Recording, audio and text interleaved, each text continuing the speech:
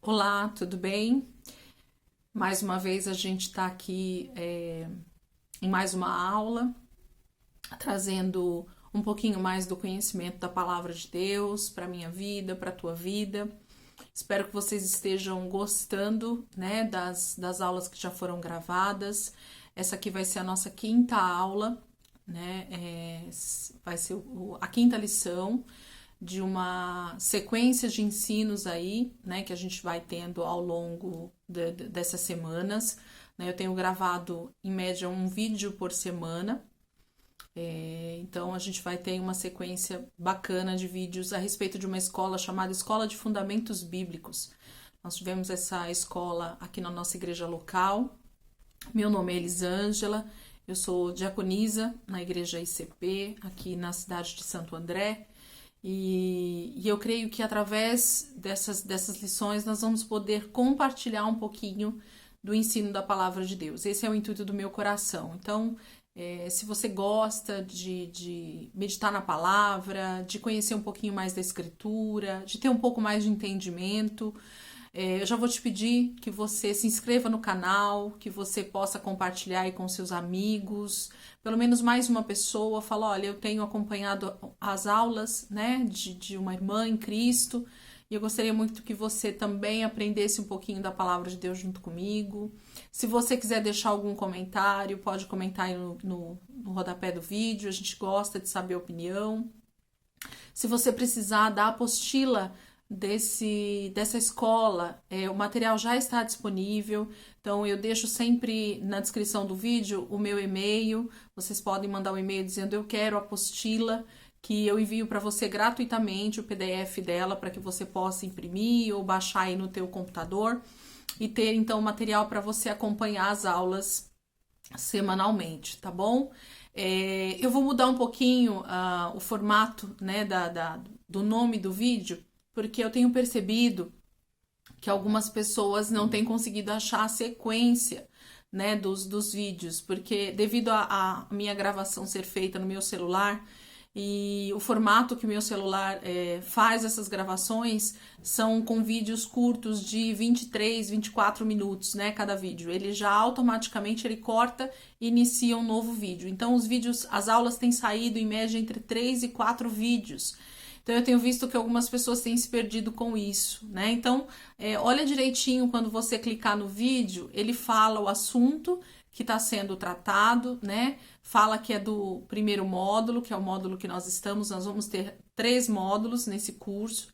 Então, esse é o primeiro módulo que a gente está fazendo, tá? Nós já estamos na 5ª aula. Então, se você olhar os outros vídeos, vai estar escrito assim, aula 1, primeiro módulo, 1 de 3 ou 1 de 4, né? Então eu sempre coloco esse 1/2, 1/3, 1/4 para que vocês acompanhem os vídeos na sequência, tá? Se alguém tiver alguma dificuldade também, pode deixar o comentário aí no próprio vídeo que eu respondo para vocês, mas deem uma olhada direitinho para que vocês possam acompanhar o estudo do início até o fim na sequência, né? Para não se perder aí durante a aula com o assunto, para não ficar perdido, para não ficar vago, tá bom? Espero que seja edificador para a tua vida. Esse é o intuito do meu coração, como eu já disse, tá?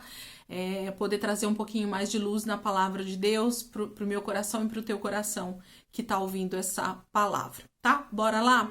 Então nós vamos, como eu já disse, essa é a 5ª aula, tá? A 5ª lição.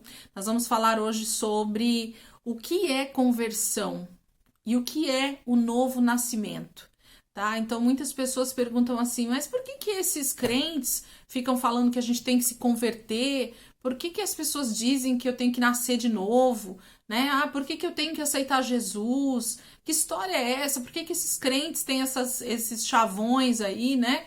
Por que eles falam dessa forma? Então a gente vai entender um pouquinho o que a palavra de Deus diz a respeito desse assunto, para que a gente possa, à luz da palavra, entender por que esses termos são utilizados, por que essa forma de falar sobre o evangelho, sobre a conversão, é dito dessa maneira, tá bom? Então eu queria que você abrisse comigo no livro do Evangelho de João, capítulo 3. Nós vamos ler um texto um pouquinho extenso, né, no sentido de alguns versículos, geralmente eu leio só um, mas eu quero ler alguns versículos com vocês para que a gente possa dar base para aquilo que a gente vai falar hoje nesse assunto, tá bom? Então, Evangelho de João, capítulo 3, a partir do verso 1, nós vamos ver um diálogo de Jesus com um homem chamado Nicodemos, que ele era um fariseu, e a gente vai entender um pouquinho o que era ser um fariseu, quem era o Nicodemos, e esse bate-papo, esse diálogo que ele tem com Jesus. Então a gente vai entender um pouquinho, e com isso a gente vai entender o nosso assunto de hoje, que é novo nascimento, ok? Vamos ler aqui? Eu vou ler na minha Bíblia, você pode ler na sua, lembrando que as traduções, elas às vezes diferem um pouquinho, mas não tem problema, o conteúdo é o mesmo, o contexto da palavra é o mesmo, então não se preocupe com a questão da sua tradução aí, tá? Então diz assim, João capítulo 3, a partir do verso 1. Havia um fariseu chamado Nicodemos, uma autoridade entre os judeus. Ele veio a Jesus à noite e disse: Mestre, sabemos que ensinas da parte de Deus, pois ninguém pode realizar os sinais milagrosos que estás fazendo, se Deus não estiver com ele.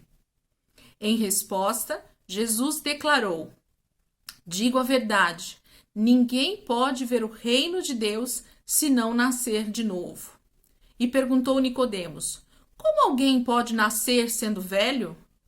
É claro que não pode entrar pela segunda vez no ventre de sua mãe e renascer. Respondeu Jesus: Digo a verdade, ninguém pode entrar no reino de Deus se não nascer da água e do Espírito. O que nasce da carne é carne, mas o que nasce do Espírito é Espírito. Não se surpreenda pelo fato de eu ter dito: é necessário que vocês nasçam de novo. O vento sopra onde quer, você o escuta, mas não pode dizer de onde vem, nem para onde vai. Assim acontece com todos os nascidos do Espírito. Ok? Então vamos parar aqui. O diálogo continua, né, de Jesus com Nicodemos, eles continuam ali conversando, mas o que eu quero enfatizar é esse diálogo onde Jesus fala para Nicodemos sobre o nascer de novo. Esse vai ser o nosso assunto de hoje e por isso que a gente leu então até esses versículos. O versículo base da lição, se você tiver com a apostila aí já em mãos, se você não tiver, pode pedir sua apostila também. O versículo base que eu coloquei para essa lição é o versículo 5 desse capítulo que a gente acabou de ler. Diz assim: Respondeu Jesus: em verdade te digo, quem não nascer da água e do Espírito não pode entrar no reino de Deus. João capítulo 3, versículo 5. A gente precisa estar atento a alguns detalhes dentro da palavra de Deus. Eu costumo dizer para a galera que faz aula comigo, né, para o pessoal que tem aula ou agora online ou que tinha aula presencial comigo antes dessa pandemia, que a gente precisa estar atento ao próprio português, né, ao que a tradução do grego, no caso aqui, para o português está nos mostrando. E uma coisa bem interessante dentro desses versículos que a gente acabou de ler é que a palavra usa em diversas vezes a palavra espírito. Então eu já quero dar essa dica aqui para que você que não prestou atenção nesse detalhe, voltar lá nos versículos e dar uma olhada. Nós vamos ver diversas vezes Jesus falando sobre nascer do Espírito, e aquele que nasce do Espírito é Espírito, né? Num outro versículo também logo abaixo está falando. E a gente precisa ver com que letra essa palavra Espírito está escrito. Então, essa é uma dica que eu dou para a turma. Espírito com letra maiúscula, nós estamos falando do Espírito de Deus, do Espírito Santo. Espírito com letra minúscula, nós estamos falando do nosso espírito, do espírito do homem, do espírito que habita dentro de mim, do meu espírito, ok? Então, espírito com letra maiúscula está falando do Espírito de Deus. Espírito com letra minúscula está falando do meu espírito. Então, Jesus ali no versículo 6 dessa passagem que a gente leu, eu só vou ler de novo para você então prestar atenção. O que nasce da carne é carne, mas o que nasce do Espírito, com letra maiúscula, é espírito, com letra minúscula. Então, nascer do Espírito Santo vai fazer com que o meu espírito também nasça. Então, a necessidade que nós vamos conversar hoje sobre essa questão do novo nascimento tem a ver com alguém que nasce do Espírito Santo, para que então o seu espírito tenha vida. Esse vai ser o foco da nossa lição. Mas eu quero falar primeiro sobre uma palavra que também algumas pessoas têm bastante dificuldade de entender e que, se a gente fosse para o próprio português e olhasse lá no nosso dicionário, a gente já teria um pouquinho mais de entendimento sobre isso, né? Às vezes são coisas tão simples e que a gente mesmo complica. Então, a palavra conversão. Se eu estivesse aqui em pé numa aula presencial, eu automaticamente faria essa ilustração de forma prática para que vocês entendessem. Mas como eu preciso estar aqui diante da câmera, fica um pouquinho mais difícil. Mas imagine aí comigo se você estiver caminhando na direção de um lugar e eu dissesse para você: volte para o início da sua caminhada. Volte para o início de onde você começou essa caminhada. Então, se eu dissesse para você, volte para trás, né? Ou volte para o ponto inicial, você automaticamente faria uma conversão. Você viraria a posição que você está e voltaria para trás, vamos dizer assim. Você viraria a direção. Então, quando eu estou indo, né, e algo me pede para voltar, eu converto a minha caminhada e volto para trás. Então, essa é o primeiro conceito da palavra conversão. Quando nós somos quando nós aprendemos a direção, né, do carro ou do veículo, da moto, né, a gente aprende lá na escolinha sobre conversão do veículo, né? Então, converter, voltar o caminho, né? Olha, existe uma conversão logo à frente. Eu estou dizendo que há a possibilidade do carro voltar e retornar para o ponto de onde ele saiu, ou voltar por um outro caminho, né? De onde ele está. Então, a palavra conversão no nosso dicionário, significa isso, ó. Substantivo feminino que diz ação ou efeito de converter ou converter-se, quando uma coisa passa a ser outra. Transformação, ação de alterar ou modificar um sentido, caminho e direção, tá? Ação ou efeito de mudar de religião, de opinião, de ponto de vista, de hábitos, de costumes e etc. Então, o que eu mais gosto na definição do Aurélio a respeito da palavra conversão é justamente essa questão da transformação ou da mudança de sentido, né? Ou do caminho, da direção. Então, quando a gente fala em se converter, quando a palavra de Deus ela usa esse termo, ou outros termos que nós vamos ouvir também em alguma lição logo à frente, que vai ser provavelmente arrependimento, essa é uma palavra também que traz bastante confusão até no meio cristão, porque as pessoas às vezes não entendem o que essa palavra realmente quer dizer. Então, quando a gente entende a raiz da palavra, quando a gente entende o que realmente aquela palavra quer dizer, fica tudo mais simples. Então, quando eu digo que você precisa se converter, é porque o caminho que você está trilhando, o caminho que você está seguindo, muito provavelmente está fora da vontade de Deus, está fora dos preceitos da palavra de Deus. Então, quando a gente pede para que alguém se converta, a gente está pedindo para ela mudar de direção. A palavra de Deus diz que há um só caminho. Jesus diz, eu sou o caminho, né? A verdade e a vida. Mas ele diz, eu sou o caminho. Então, só existe um caminho. Então, se eu estiver caminhando por um caminho que não me leve a andar na presença de Deus, eu preciso me converter desse caminho. Eu preciso retornar e tomar a direção correta, o caminho correto, o caminho a ser seguido corretamente. Então, quando a gente pede para alguém se converter, a gente está pedindo para que essa pessoa mude de direção. Um outro entendimento da palavra aqui no Aurélio é a mudança de religião, né? E esse não seria talvez o termo melhor usado, mas quando a gente fala de mudar de religião, a gente está falando do modo de vida a respeito das coisas de Deus, né? Então eu preciso entender se eu estou no caminho, se eu estou em Jesus verdadeiramente. Esse tem que ser o meu pensamento. Se eu estou no caminho, né, correto, eu posso continuar. Então, mudar de religião não tem a ver com sair de uma igreja e ir para outra, mas no sentido de realmente estar ligado em Deus. A palavra religião quer dizer religar, né? Então, a gente precisa saber se a gente está ligado verdadeiramente em Deus, aonde nós estamos caminhando. Esse tem que ser o entendimento do meu coração. Mudar de opinião, de ponto de vista, de hábitos, de costumes. Quando eu mudo o caminho, automaticamente tudo isso vem embutido, né? Porque se eu estava indo por um caminho que muito provavelmente não me levaria até Deus, não me levaria a estar correta com Deus, eu preciso então mudar realmente, né? E isso quer dizer se converter. Eu costumo brincar também quando eu vou fazer essa ilustração caminhando, que antes de nascer de novo, nós estamos caminhando para a perdição, a palavra fala.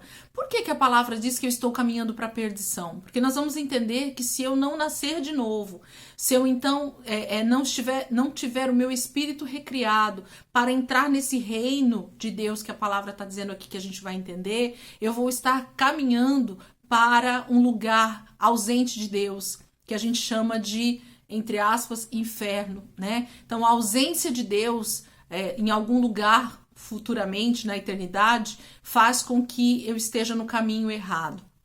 Então, o caminho que eu quero trilhar é um caminho que na eternidade eu vou estar com o meu Senhor, eu vou estar com o meu Salvador, eu vou estar com Deus, eu vou estar num lugar onde a presença de Deus é a eternidade, é o lugar onde eu estou completo. Então, se você tivesse dois caminhos na sua frente para seguir, eu tenho certeza que se você visse em um caminho... deixa eu desligar aqui, queridos. Me dá só um segundo, eu esqueci de desligar. Pronto, me perdoem. Se você tivesse dois caminhos na sua frente e nesses dois caminhos um deles te levasse para um precipício onde você não tivesse como continuar nesse caminho e você visse que o outro caminho, sim, tem uma estrada que tem um lugar, um fim nele, eu tenho certeza que o caminho que você seguiria seria o caminho onde você tem não um precipício, e sim uma estrada a prosseguir, né? Nós somos inteligentes, nós somos seres totalmente inteligentes e por causa disso a gente então consegue analisar isso de forma muito clara e muito objetiva. Então, se o caminho que você está seguindo é um caminho que não está te levando para um lugar seguro, a palavra de Deus para nossas vidas é converta-se. Então, quando eu digo converter-se, eu estou dizendo simplesmente para mim e para você, para nós mudarmos de caminho, trilharmos um novo caminho em Deus. Então, é isso que a palavra conversão quer dizer. Então, quando alguém te disser para que você se converta, ele só está dizendo para você trocar o caminho que você está seguindo. Muito provavelmente, o caminho que você está trilhando não é um caminho que vai te levar para um lugar seguro, que vai te levar para um lugar de paz, que vai te levar para um lugar de segurança, que vai te levar para um lugar de comunhão com Deus. É isso que a gente precisa entender. Então, não leve a mal, né? Quando alguém te disser, quando alguém me disser que eu devo me converter, eu só estou sendo alertado a respeito do caminho que eu estou trilhando. Então, a gente precisa ficar bem alerta a esses detalhes da palavra, porque às vezes são coisas tão simples e nós é que dificultamos no nosso entendimento, ok? Então, quando nós falamos de novo nascimento, nós vamos começar agora a entrar, então, no assunto, então, da lição, do texto que eu acabei de ler, para que a gente possa entender um pouquinho melhor o que quer dizer esse novo nascimento.